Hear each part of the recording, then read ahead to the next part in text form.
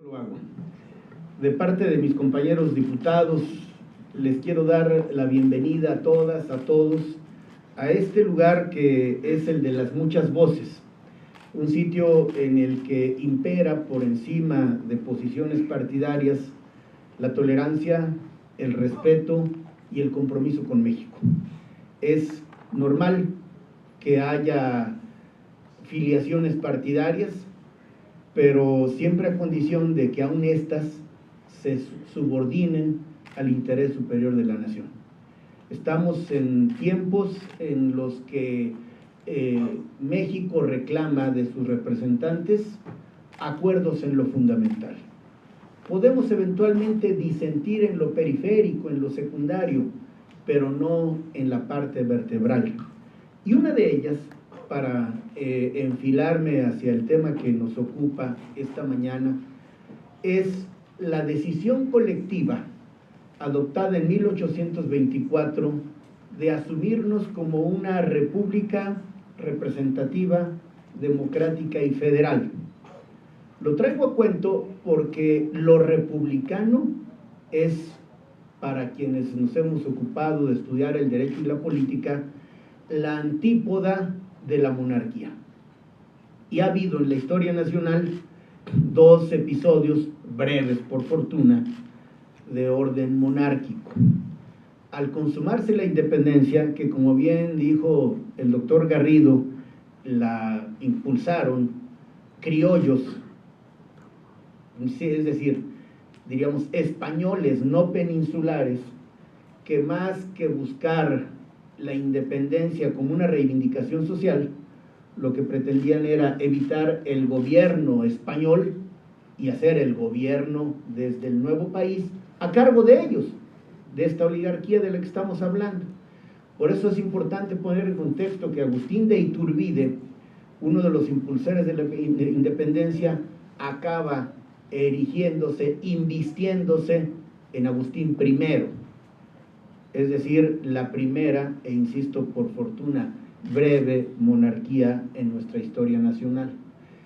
Pero retomando el hilo de la decisión de ser una república, a partir de 1824, el episodio 1864-1867, es decir, otra vez un breve imperio, es el único paréntesis en la línea del tiempo, en la línea de la historia nacional, en donde hubo un intento fallido de ser monárquicos.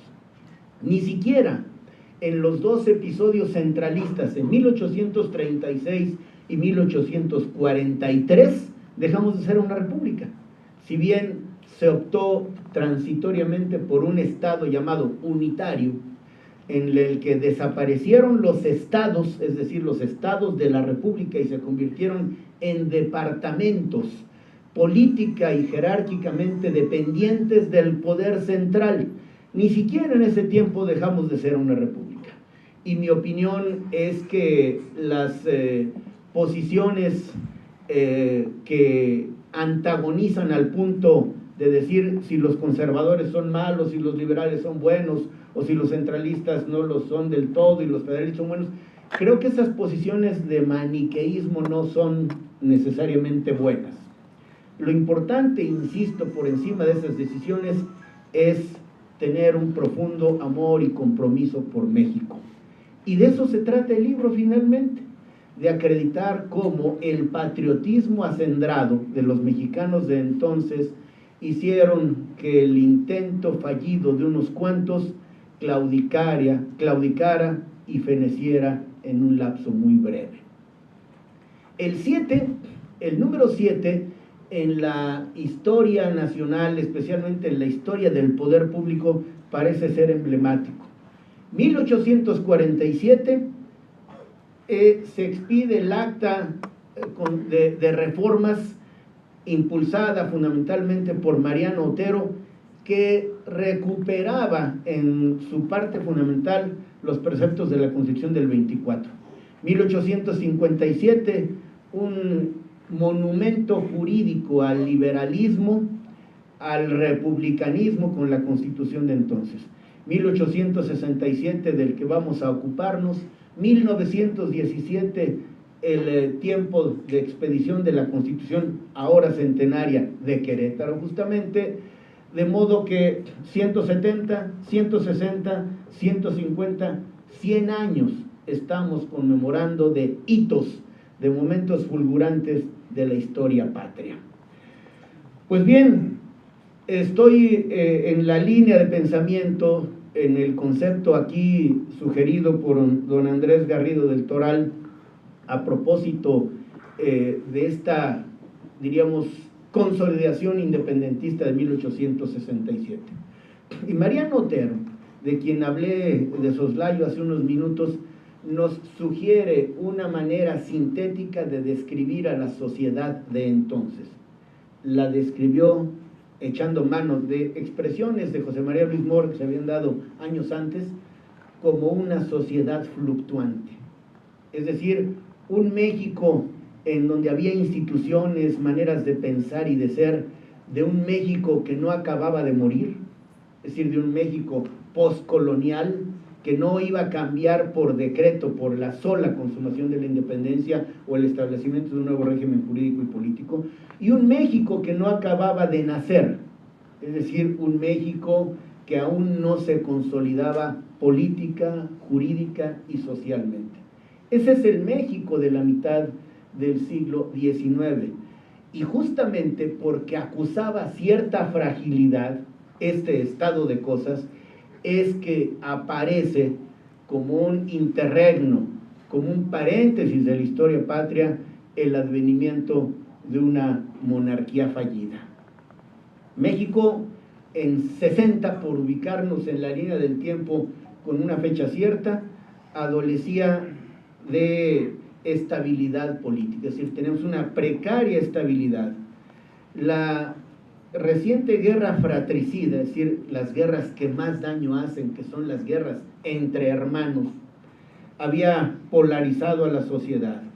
Por eso no fue casual ni difícil que potencias extranjeras amenazaran con invadir el país para reclamar intereses económicos, gubernamentales o incluso de carácter privado, y sobre pretexto de proteger a los connacionales, a sus connacionales, y México se convirtió en presa fácil. Esto distraía a Juárez, que por atender lo urgente dejaba de lado lo importante. Es así que en 64 se da el desembarco de Maximiliano en México, después de haber recibido a una corte en Miramar, en Trieste, donde hoy mismo se encuentra el castillo en el que habitaba.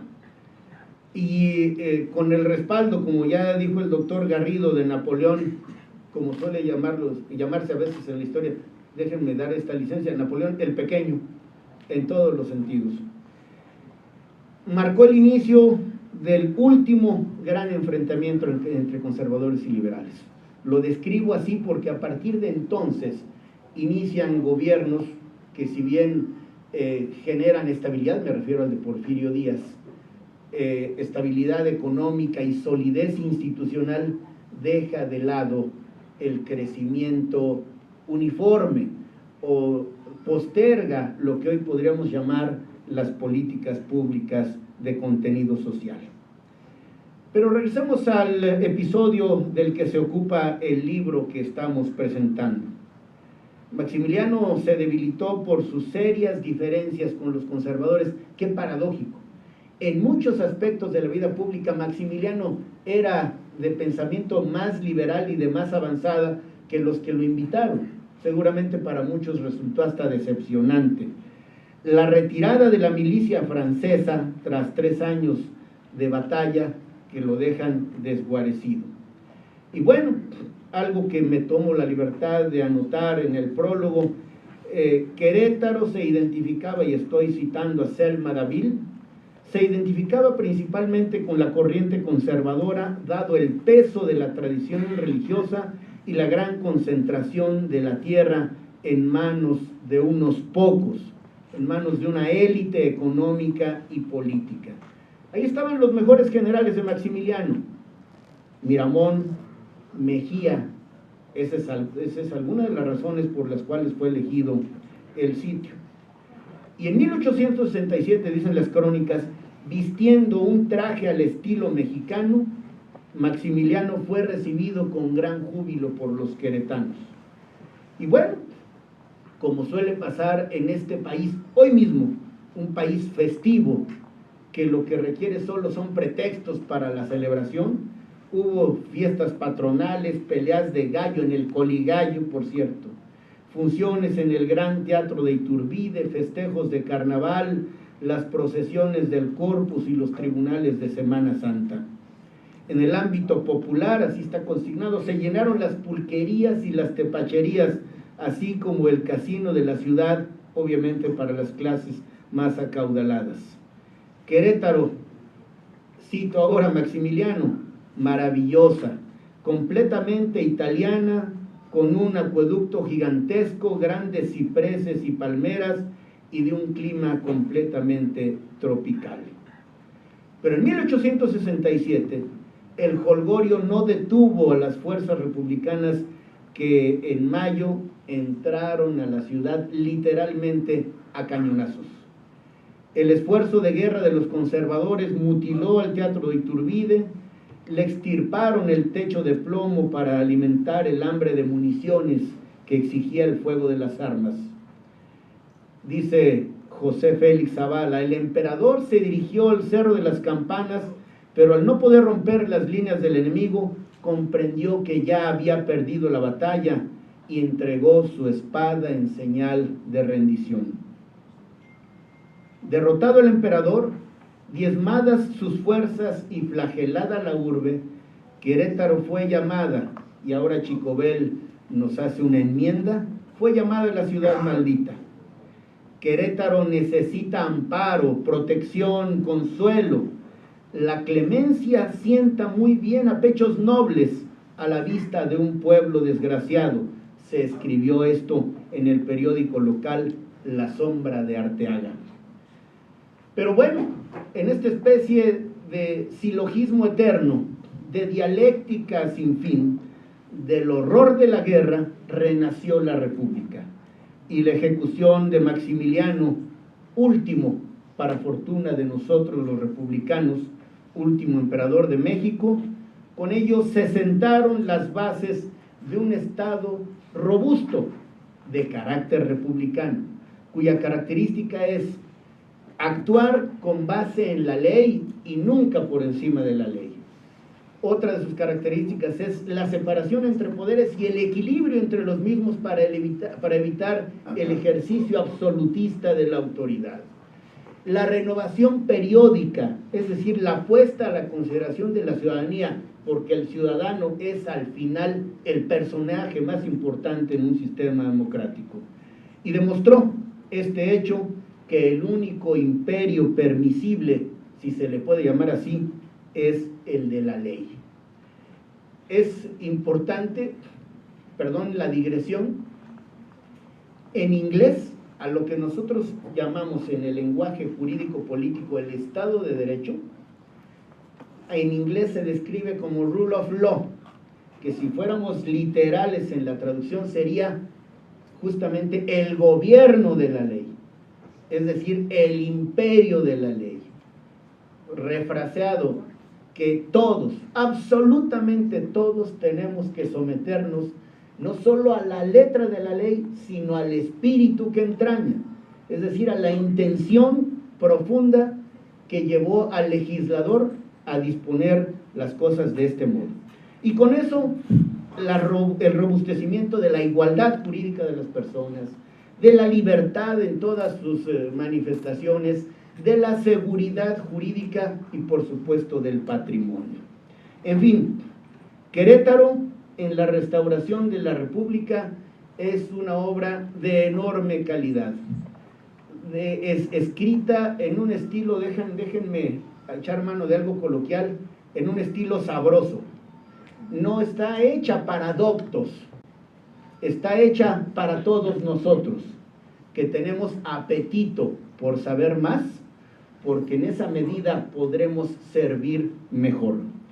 Es por eso que hay fortuna en esto, en que dos personas que tienen vocaciones convergentes y tienen en el amor a Querétaro un punto más de coincidencia, se hayan dado a la tarea de hacer este retrato de un periodo histórico que fue queretano, pero que impactó en la nación entera.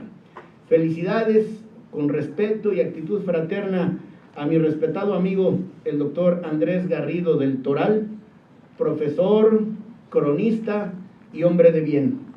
Y a Chicobel, que no solo tendrá que contar entre sus hijos a Roxanita y a Chicobelillo, sino un nuevo hijo que es Querétaro en la restauración de la República, 1867, que siendo abogado y político de vocación, ha enriquecido su acervo porque quiere a su tierra y la querrá más en la medida que la conozca mejor.